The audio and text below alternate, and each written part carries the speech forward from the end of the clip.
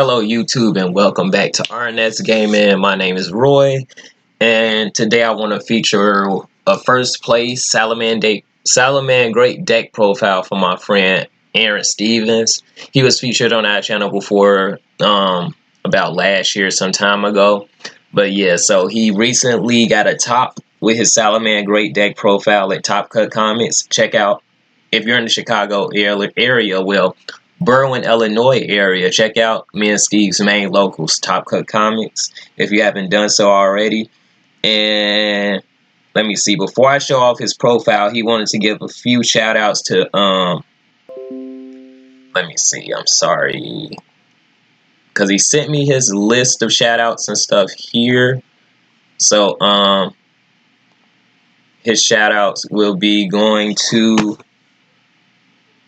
RNS Gaming, our channel, Michael Bagelman, correct me if I'm wrong, the Blessing Wilson, the Salvador Cardenas. So those are the people that he's shouting out. Hey, and if any of you are watching this, please tag the Blessing in it so he can see our video. And let me see his matchups. Well, let me get up to his profile. So in his profile, he plays obviously 40 cards. He plays 3 Edge Blossoms, and he mains 3 Drolling Lock Birds, and then as we can see here, he plays 3 Flame Buffalo, 3 Parallel Exceed, 1 Falco, 2 Foxy, 1 Gazelle, 2 Jack Jaguars, and 2 Spinnies. I thought he would be playing 3 due to Mirage Stallion coming back to 1, but to each their own. He plays 3 Cynet Mining, 3 Pot of Desires to dig deeper into his deck to see his pieces. He plays 1 Circle, 1 Sanctuary, 2 Will.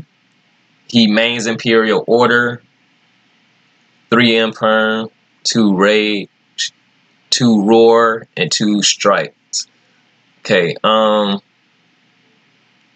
dig the profile. And it's to each their own when it comes to deck building. Like I said, because me personally, whenever I'm building a deck, I don't like 40 cards. It's too small for me. So I try to stay between 40 to 43 at most. But in his side deck, he sides 3 Nubaru, 3 Skullmeisters, 1 Abyss Dweller, 3 Dark Ruler No Mores, 1 Heavy Harpy's Feather Duster, 3 Anti-Spell, and 1 Red Reboot.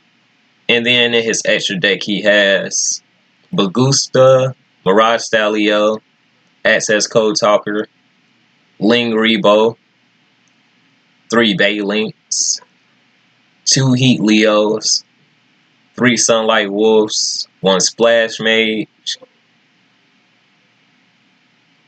1 Transcode Talker, and 1 Update Jammer.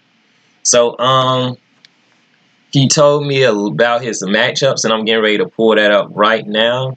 So he said his matchups were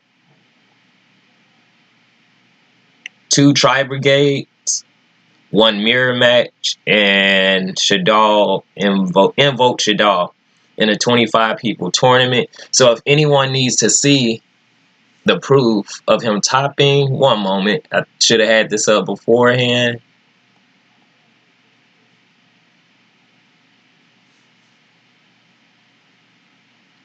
Yeah, but we like to provide proof with our videos, so one moment, just give me some time to pull this up.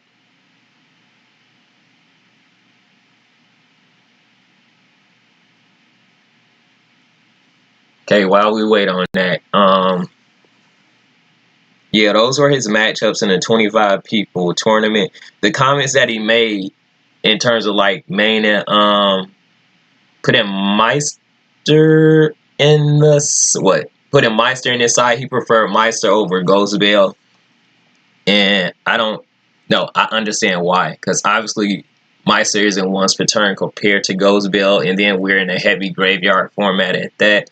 So he said quote, in terms of put in red reboot in the side. He said, quote, red reboot is decent as long as you use it at the right time, like if your opponent uses judgment before you.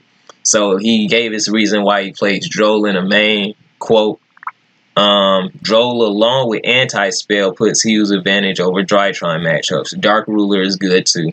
So yeah, so Droll, that's obviously great to have against Drytrons because they dig in their deck a lot. And along with anti-spell fragrance too, because that can shut off Sky Strikers and half of the Drytron's deck. So his reasoning behind using Ling Karibo, and Ling Karibo says obviously once your opponent activates a trap, it's a quick effect to tribute it to negate that card's effect and banish it. So but he said, quote, you only use Ling Karibo when you can actually capitalize on it. It helps to lower your chances of getting disrupted. Even better when your opponent hardly has a hand and you know what they have. Very important to keep track of what he or she has. He said Dark Ruler is good. He said, quote, Dark Ruler is good. Even though you can't OTK, you can possibly do a decent setup for next turn.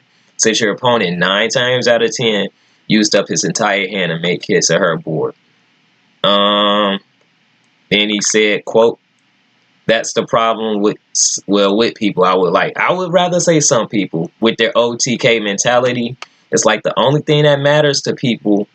Balance is also knowing how to set up good enough so your opponent can't recover is also a good win method. So I asked him, did he build the deck on his own or did he have help building it? He didn't answer that question. No, I'm sorry, he did. He said, I quote, I got an idea from someone about how if Flame is basically a good starter for those main and heavy traps. In a heavy trap build, Buffalo is king, but in a heavy hand trap build, Debug is. See if he had any more comments. Okay, yeah. So as you can see in his profile, he obviously isn't playing Lady Debug. So I asked him, no Lady Debug, but even before we get to Debug, he's playing 3, 6, 9 hand traps. Just only 9 hand traps. And that's Ash, Droll, and Imperm. With 3 hand traps, but a total of 9. So I said, why don't you play Debug and reasons behind it? He said, quote, it's not as reliable as it was. No, it's not as reliable as it was anymore. I've let people know that in the past, but I said some people, well, yeah, I can't get too much into that. But it's a difference in opinions in terms of Debug, because some people would rather prefer to play like both. Like some people would rather play 2 Buffaloes and 2 Debug, or 2 Buffalo, 1 Debug, 2 Debug, and 1 Buffalo. But again, that's a player's preference, and you can't really knock a player's preference on their deck building skills. That's me personally, because you can top with 40 cards, you could top with 41, you could top with 60, you could top with 43, you could top with any amount of cards you play. But yeah, most people say 40. Trying to see if there was anything we forgot about to mention. He said that Dark Ruler came in handy for him too. And let's see his first place. I'm trying to bring it up.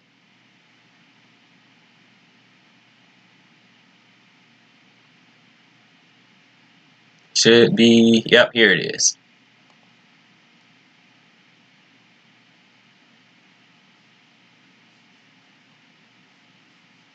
Where is it? One moment. I don't know why I didn't just bring up the photo.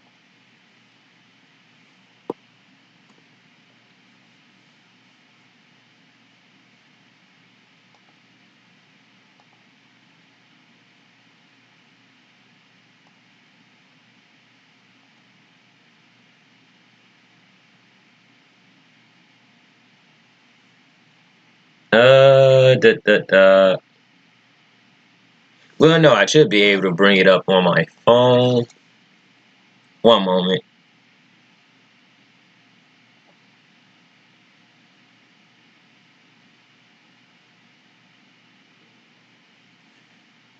Okay, well, pretty sure you guys could see that his name is at the very top, obviously in first place. I don't know if that's good enough, but yeah, he earned it, and this is his build. So any Salamangreat players out there, take note. Leave some comments, likes, and stuff below. Tell us what you think.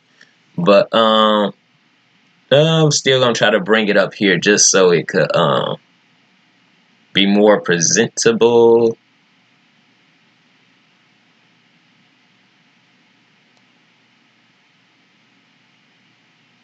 Okay, yep. So here it is, right here. And let me zoom in.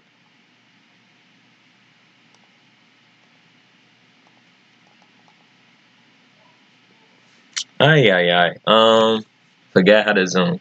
But as you can see, his name is right here. So Saturday afternoon locals at standings after round 4, he got 12 points. Actually tied with first place with some guy named Hunter. And yes, here's his top right here. Earned it. So yeah, here's his profile again. Let me know what you guys think. And if you see any of the cards in his profile that you like to purchase, use our TCG affiliate link in a little use our TCG player affiliate link in the description below. Comment, like, subscribe. Let us know what you think about his profile. If you were a pilot in this deck, what would you change with it? What cards would you play in it? Would you play one Rage and one Roar? Would you play more strikes? Would you play 2 Buffalo? How would you build his deck? What would you side? If you don't have access to Access Code Talker, what would you do? So yes, like I said, just like, comment, share, subscribe. And congrats to Aaron on his first place top with Salamangreat, because he's been playing the deck for a long time now. And yeah, so this is Roy from RNS Gaming. And we're out. Take care.